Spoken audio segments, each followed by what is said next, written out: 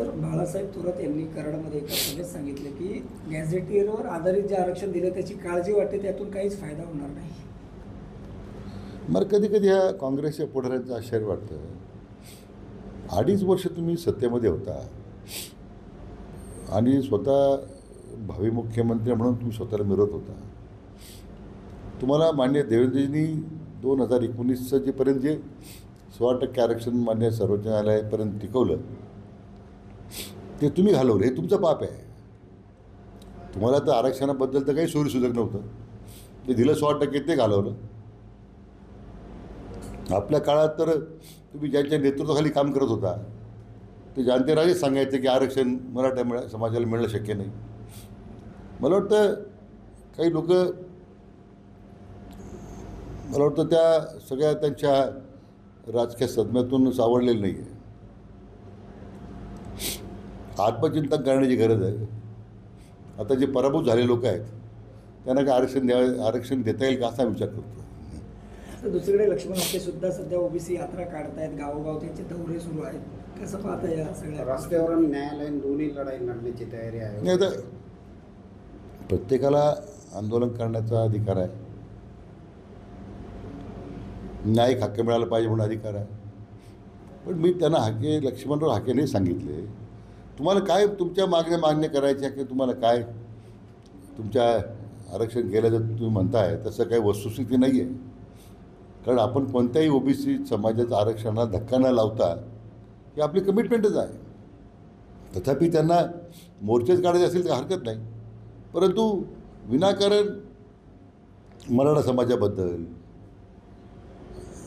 आंदोलनकर्त्यांबद्दल ते जे टीका करतात ती मला वाटतं त्याची आवश्यकता नाही आहे. मागे त्यांना सल्ला दिला आहे, मुक्त फळं उधळायचे बंद करा. तुमचं कामच नाही आहे. कोणत्या समाजाचं कोणी पुढे रेपण करावं त्यासाठी काही त्याला बंधन नाही आहे. पण त्यासाठी दुसऱ्या समाजावर टीका करायचा तुम्हाला अधिकार दिलेला नाही आहे. मात्र यातूनच कुठेतरी आता मराठा समाज आणि ओबीसी समाज समोर आल्याची घटना घडली आहे आणि हाकेंच्या कार्यकर्त्यांकडून वाल्मिक कराराचा जे घोष करण्यात आली. मग यामुळे कायदा सुव्यवस्था बिघडू शकते अशा गोष्टी. असं की मागे मी खरं ह्या असे जे नवीन पुढारी झाले राजकारणात ज्यांचं काही सोशल कॉन्ट्रीब्युशन नाही आहे, समाजाच्या प्रती काय कॉन्ट्रीब्युशन आहे, कुठंतरी प्रसिद्धीच्या झोक्यात येऊन आपलं स्वतःचं काहीतरी अस्तित्व निर्माण करण्याचा लोक प्रयत्न करत आहेत.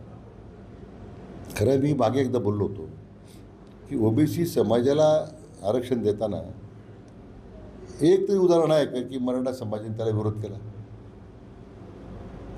आता मराठा समाज आपल्या हक्कासाठी जेव्हा बांधतो आणि ते सुद्धा ओबीसीच्या आरक्षणाला धक्का न लावता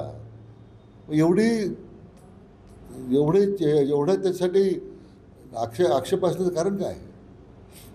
म्हणून मला वाटतं ही जी आजकालच्या काळामध्ये जी पुढारी तयार झालेली आहेत की ज्यांना काय राजकीय बॅकग्राऊंड आहे, सामाजिक बॅकग्राऊंड आहे, अपघातानं तयार झालेली माणसं आता अशा पद्धतीने राजकारण करतायत, तर त्यांच्याबद्दल तरी काय बोलावं हा खरं आमच्यासमोर प्रश्न. खालची टीका करून आगे अजित पवारांवर म्हटले की पोल्ट्रीचे कामगार आहेत आणि आमदार बिटकरींना श्वान संबोधलं, म्हणजे अशी वक्तव्य करून चर्चेत राहायचा त्याचा प्रयत्न दिसतो. असं आहे की काही लोकांमध्ये तो एक स्थायी स्वभाव झालेला आहे.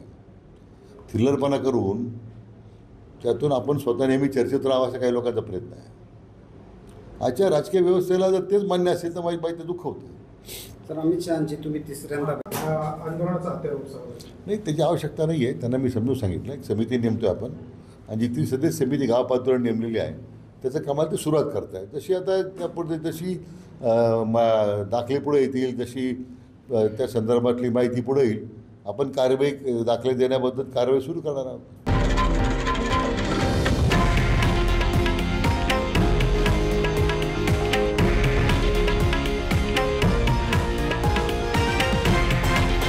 हे आहे देशातील नंबर 1 न्यूज नेटवर्क आणि आपण पाहत आहात TV9 मराठी, एकमेव.